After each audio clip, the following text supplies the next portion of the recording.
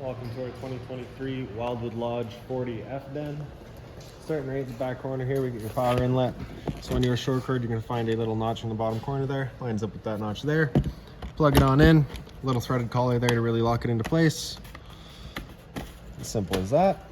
As you follow the cord back, you're going to find a standard 30 amp end there. Most campsites will have that. You can just plug straight on in and you're good to go. We do also provide you with a 15 amp adapter, so if you're looking to plug into a standard household outlet, you got the power to do so. In this corner, as well as in each corner of the trailer, you got these stabilizer jacks here. So all they do basically is run down to the ground, let them contact, give them another turn or so, and that'll just take up any sort of bounce or sway that you see you got in the unit right now, just to keep things firm while you're out camping. Up from there, you're gonna find your storage compartment. So as you can see, the customer's been here already and has it filled up with some of their things. Another couple of steps forward and get your sewer system. So this little cap right there, you're gonna kind of press on that and pull it on out of there. You see it's got all the same ears that your sewer hose will have. Sewer hose attaches the same way, where you're just pressing it in, turning it until it clicks into place. Simple as that. On the left, you get a gray valve. On the right, you get a black. Black valve is controlling your black tank. Black tank is filled from your toilets. It's of course gonna be your dirtiest water, so you'll dump that first. Once that's done, you can then come to the gray. Gray tank is filled from your sinks as well as your shower. Dump that last just to help keep that sewer hose as clean as possible. Up from there, you get a black tank flush. So basically all you're gonna do is just plug your water hose into there, turn on the water, let it flush out the black tank, getting rid of any sort of debris that could be causing any form of issues. Typically, most noticeably would be a misread at your monitor panel. Making our way towards the front, as signaled by that sticker there, we've got our freshwater tank drain over here. So you just got that gate valve there, just pull it open, allows it to drain itself out. Front stabilizer jack there. Around the corner, and I do believe we have a battery disconnect switch down there. Yep. So that little keyway with it pointed up, that's it now turned on. With it going down, that would be it turned off. You can also pull that key right out of there. So down is off, up is on. Battery itself will be housed inside of this box right there. So as long as you're plugged into that short cord in the back or your 7-pin to your tow vehicle, the battery will be charging for you. A couple of knobs up here, you loosen them off, you can push them back, you open up this flap, and you get access to your main tanks. For the video, I can pull that right off. And then I can show you your changeover back here as well. So you can see it's currently red and pointing over here, so it's letting us know we're not got any propane coming from over here. So open up this tank, you see it goes green, letting us know we've now got propane present. If it were to go red while you got a tank open, it's just letting you know that tank's now empty. At that point, you'll just flip over to the other tank, run off of that one while you get the other one filled. In front is the standard tongue jack, so one way's up, other way's down. Around the other side, get your other stabilizer jack, as well as your patio door entrance. This is the entrance we'll be using today. Your steps, both front and rear, are the same thing. You just grab that handle, pull it straight on out, flip that last step over. So we'll head inside in a couple minutes here. Hot water tank, you get that keyway there, you're just gonna line that up, you can pop it on open. All of your controls for turning this guy on with propane are just inside of the unit. For electricity, you just get a little switch down here, turn that switch on, fires it up with electricity. Before turning it on with either source, you just wanna hit this relief valve right there. If the tank were full, you'll get a little bit of water coming out of there. If you're not getting any water out, it's just letting you know that tank isn't quite full. You just wanna make sure that is full before you turn it on, just so you're not running the risk of burning out any of your elements. Two exterior speakers out here. Up in the center there is also your stove vent, so you can see that flap in there is opened up so that when we turn our fan on inside, we can evacuate any sort of fumes from our stove. Before traveling, you just want to press it back into place. You'll hear it click. That'll prevent any sort of dust from kicking up in there. Fresh water inlet right here, so your water hose is going to plug into there, turn on the water, that fills up your freshwater tank. Right beside it is the exhaust for your furnace. If you're ever running your furnace, just make sure it's not blocked off. It does get hot. As signaled by that sticker there, we've got low point drains down here. I believe they're kind of just up the side actually. Yeah. So we got a couple of valves there. The purpose of those would be just to drain out the water system. Most commonly, if you're leaving the unit for a while and you don't want your water going stale or stagnant, or before winterizing the unit, just drain all that water out before pumping antifreeze through. Power outlets, as well as cable and satellite outlets. We've got TV out here, got power for all of it. Exterior shower back here. So you're gonna get a key just like this little guy there. You can stick it on in, open her up, and you get the 3-foot hose with the standard head, hot and cold water. So if the dog's out getting muddy, you can spray him off before he gets inside. The hose just kind of wraps around the handles there. Push that handle into place and lock her back down. Little T-latch there, we just click into here, just holds the door open for you. Another set of low point drains there, same idea. City water connection right in the back. So your water hose plugs into there, turn on the water, and that pressurizes the lines throughout the unit. And right in the back and center, you get your cable and satellite inlet. So just coax cables plug into there, fire up at their TV locations. This back door here is the entrance into your rear bedroom. Like I said, we'll just use the patio entrance for today. So your assist handle just kind of pops up, swings 90 degrees wherever you like it. Then you have your screen door here, as well as your patio door. As we step inside, you'll notice that the customer, as we previously saw, has been in here and they've got some of their accessories in here already. Up on the wall here, kind of right down in the bottom center, you have that ceiling light switch. You're going to turn that on. You'll notice that little light up here comes on with it. Press that and that'll turn on all of your interior lights. Press and hold that dimmer and they'll dim down. Continue holding, they'll dim back up. Release at any point to leave it at that level of lighting. Down in the bottom here, we got your slide out switch. So we're just going to press and hold out and the slides will make their way out. These slides are hydraulic and tied in together, so they will both go together. Once those slides are fully extended, we're just going to kind of hear that electric motor whine a little bit. Lights might dim down a bit. Once you hear that, you're going to want to stop.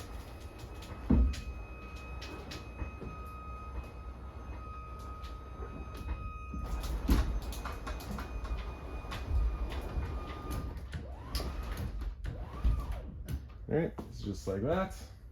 Give it a minute and the lights turn back on.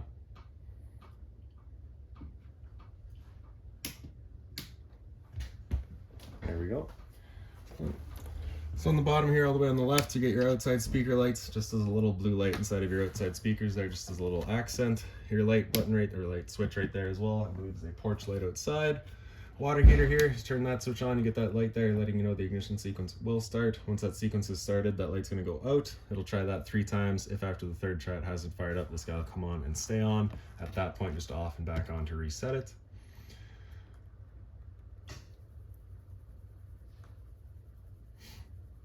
So the first couple of times you go to use your propane system, it will take a minute for everything to fire up just because it'll have to clear air of the propane lines. That's perfectly normal. So while we're waiting on that, on the left side there, you get your water pump switch. So you turn that on, turns on your water pump, drawing out of your fresh tank to pressurize your lines. Up top's your monitor system. So you got battery on the far left here, so you can see we're currently full. So as that would go down, it would go to a 2/3, third, and then full, or sorry, empty. Your fresh tank, as you fill that up, will go to a 1/3, 2/3, and full. Same idea for your black and your grays. So you can see here you do have 2 black tanks, as well as a gray and a galley. Your black tank 2 is not hooked up. You've just got the black tank 1. Gray tank is going to be for your bathroom sink and shower. Galley is going to be for your kitchen sink.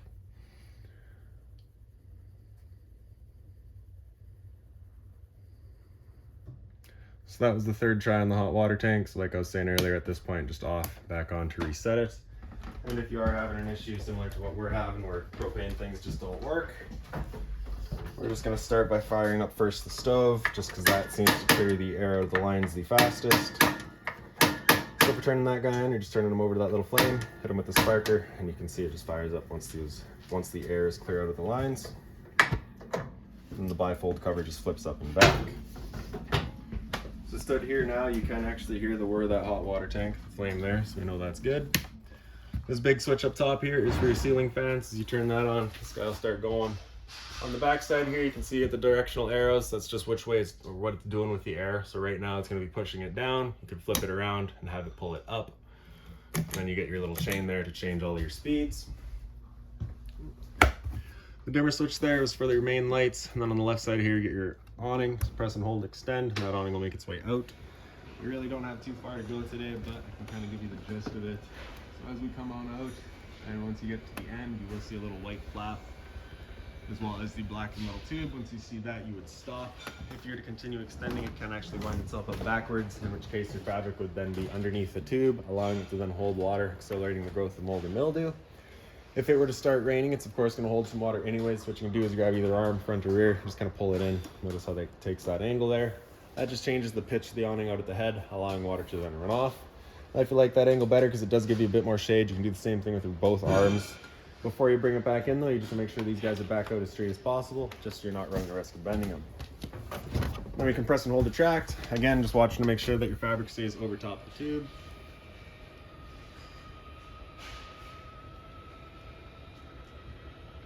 And the last thing to keep in mind with that awning is it does catch a lot of wind. So once you get up to about 15, 20 kilometers an hour wind, you want to bring it back in. Again, just so you're not running the risk of bending your arms.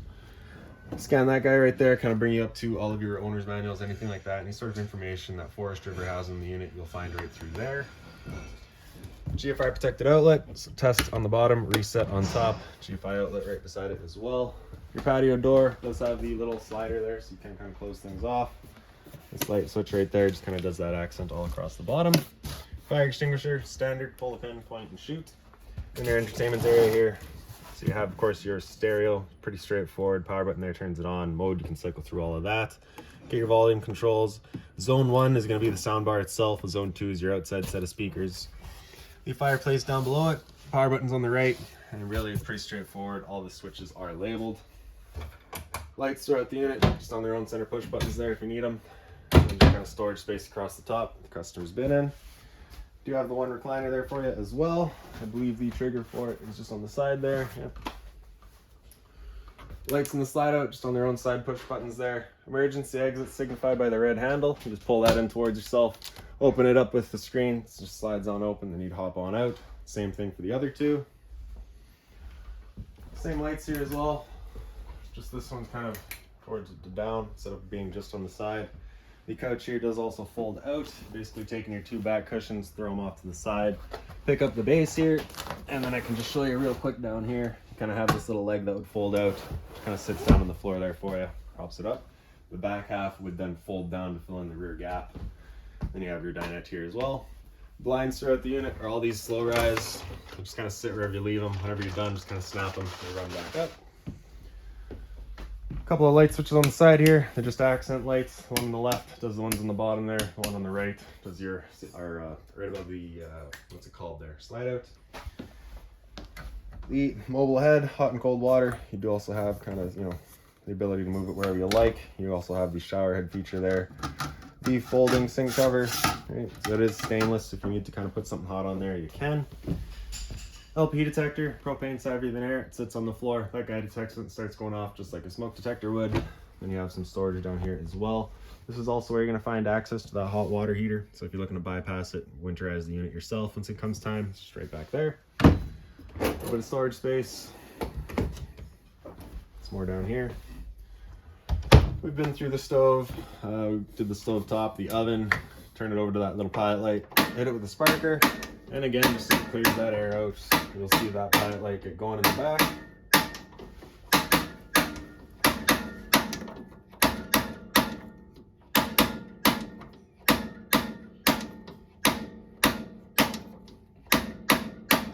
There we go. So once you get it going, you just hold that knob in for another couple of seconds, then you can release. The flame will then hold itself. Turn up to your desired temperature and she fires right up. Once you're done, just turn it back down to pilot. It'll hold just the pilot light for you. But if you're traveling or leaving the unit for a while, you just make sure it's right off. On the right side here, press that button up. You get all your knob lights. Press it down, you get your knob lights as well as your oven light. Return air for your furnace. 120 volt household fridge. So you do need to be plugged in for this guy to be going for you. The microwave here, pretty standard, just like home. Just kind of with the addition of your little lights. Oh, we're not plugged in, sorry. You have the light there as well as your fan. That fan is what you'd be using to evacuate any fumes for your stove. This guy right here, storage, and then more storage on top.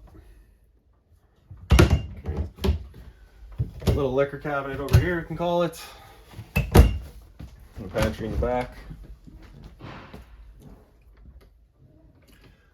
This switch right here is going to be for choosing between your microwave and your fireplace. So that's the reason I can't use the microwave right now, is because we're in the fireplace. Right? So basically you have one or the other because we're just on a 30 amp service. There's also a little light in here.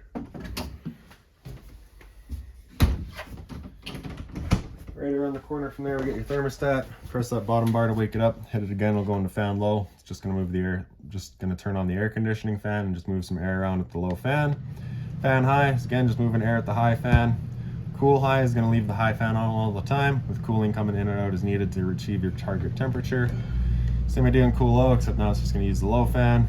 Cool low auto is where it becomes on demand, where both the compressor and the fan will cut in and out as needed. Same idea here, just now it uses the high fan. After cool high auto, it'll come down into heat, turn off the air conditioner and turn on the furnace. So while we're waiting for that flip over to happen, two options with your air conditioner. You can have these louvers here closed, in which case you're going to be using moving your air through all of your ceiling ducts, or you can open them up and it just dumps all of its air into the living room. So when you first get out to your campsite, you want them open, cool off this area as quickly as possible, and you can start moving the air throughout. After heat, you hit that bar again, it'll come down into off, and then it just turns everything off and just kind of cycles back around. Down from there, you're going to find your central vac. So you just open that up, your hose will attach into there, turn on the power button down there, simple as that. For changing your bag, just that guy slides down, it's just right there. And then also down there, it's just kind of an addition to it. It's kind of their dustpan eliminator. You're basically just sweeping up any dust over here, open that up, it'll suck it all up for you. Hallway light, just on that switch there, and then into the bathroom. Light switcher in on the side there. Toilet paper dispenser, we don't install that just because location's personal preference. Wherever you like it, you can install it. Hot and cold water at the sink, of course. Access to your water pump right down in there. So if you're winterizing the unit yourself, it's straight down in here. Into the shower, you get your stainless head and hose, kind of the bit nicer, bit more deluxe-ish. Travel latch over here, so just gonna push that over the side, then you can open it up. Simple as that. And then up on the wall here, you've got your ceiling fan, so you're just gonna turn that on, then you can open it up, close it. Got a closet space here, storage, toilet, you get your flusher right in the right side there. Simple as that. And now into the back bedroom. Light switches are right by the entry door. The one on the right there is your porch light outside. This is just the exact same switch for your slide outs as what you have up front. Because they're hydraulic, they just both run together. Got all your closet space here. Maybe we won't get too far into that with the customer stuff in there. Not touching the drawers either. Pick up the foot of your bed, you do get access to your storage compartment outside, so that's where you're going to find your vacuum hoses. And then in the head of the bed, you do get all that storage, as well as the little reading lights up here, so you can kind of move these around as well. Center light there, just on its own center push button. Same sort of reading light on the left side. Each person gets their own USB charging as well as power outlets. Get all your drawer space over here as well. If you're looking to mount a TV, got cable and satellite outlet, power outlet for it. And then lastly, we'll get to your converter, which is just right down here. Press it top and center and she pops on open. All of your breakers are in the middle there. Whenever a breaker breaks, it sits in the center. So just turn it off and then back on to reset it. And on the right side, we get all of our fuses. So I do believe that is about it for this unit. If you've got any other questions on it, please feel free to give us a call, 204-237-7272.